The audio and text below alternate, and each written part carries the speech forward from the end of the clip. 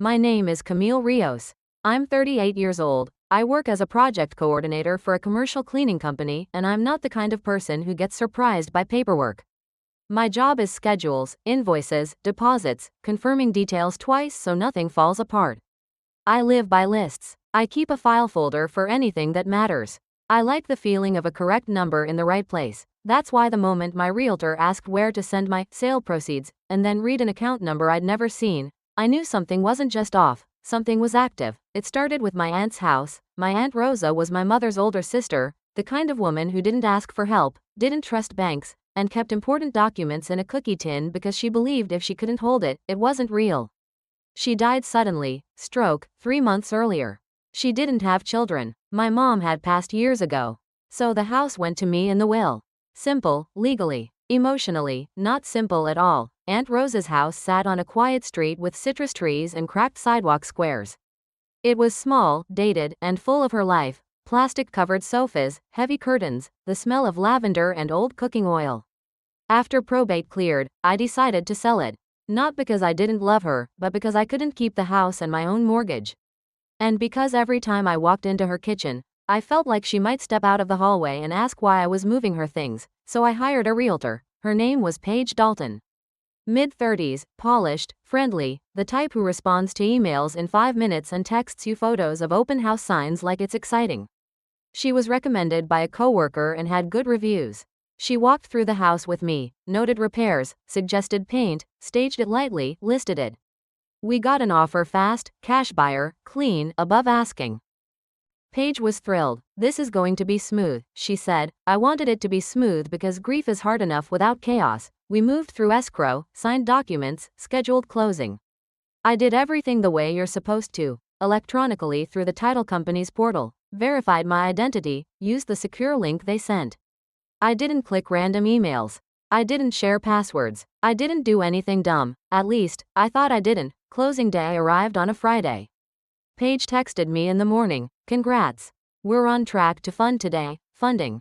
The word that means the deal becomes real. I was at work when the call came. Around 2:10 p.m. I stepped into an empty supply room to take it because my office is loud and I didn't want anyone listening. Camille.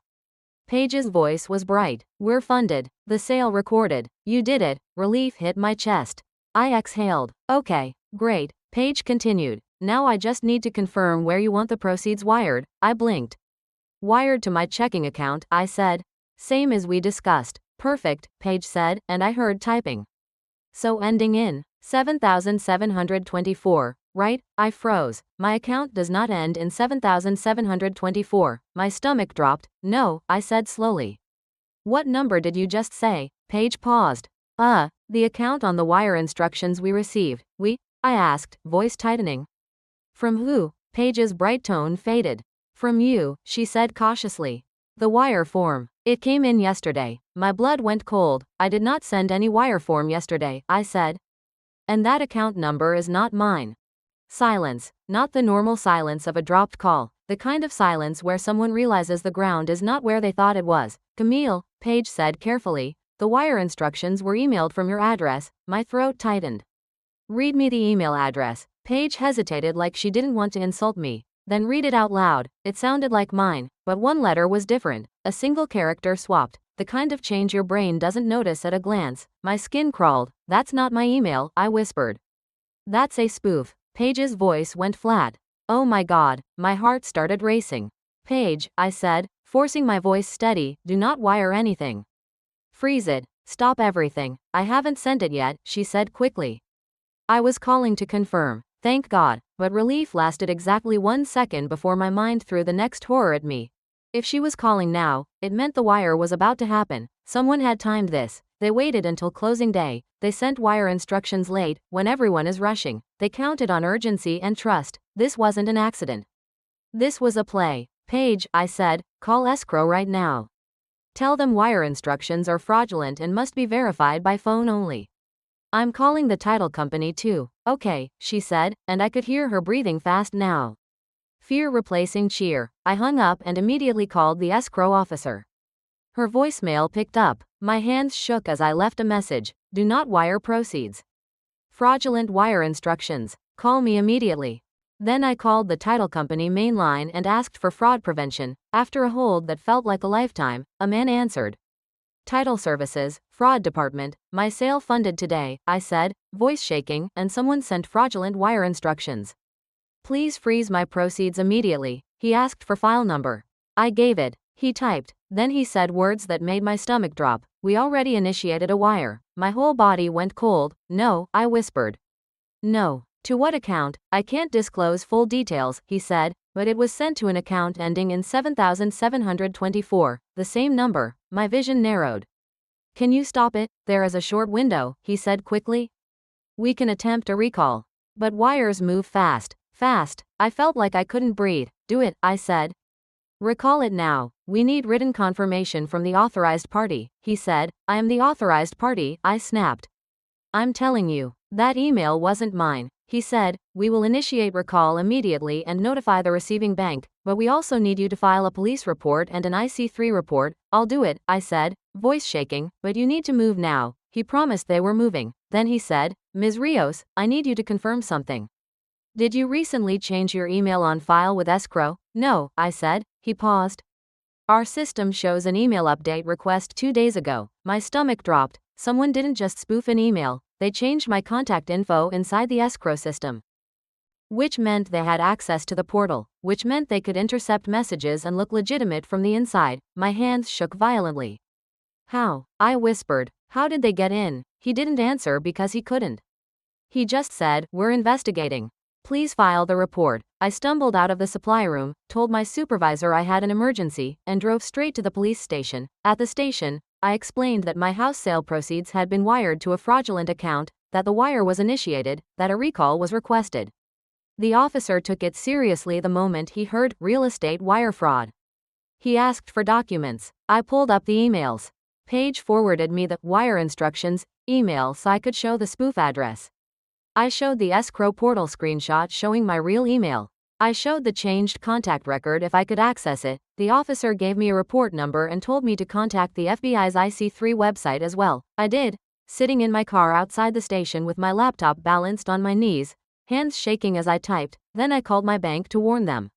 They confirmed no incoming wire was pending, obviously, because it had gone elsewhere. I asked them to flag my accounts and put a verbal password on any wire activity. Then I called Paige. She sounded shaken. Camille, she said, I'm so sorry. I thought, I know, I said, and my voice cracked. This is a known scam. They time it. Paige swallowed. Escrow says they're trying to recall it. Do you know if it left? I asked. Paige paused. They said it was sent. It may already be gone. Gone, like money can vanish in minutes if it hits the right account. I felt sick. That night, I didn't sleep. I sat at my kitchen table with my laptop open, refreshing my email like it could change the outcome. I replayed every step, every login, every message. Where did they get the timing? How did they know the closing date? How did they know my name, my file, my realtor? Then a detail clicked. 2 weeks earlier, I had received an email that looked like it came from the title company. Action required. Update secure portal password. It had the right logo. The right tone. The right footer. I clicked it. I didn't enter my password because my browser didn't autofill, and that made me pause. I closed it and told myself I'd deal with it later, but the click alone could have confirmed my email was active. Or worse, the link could have been used to steal session data.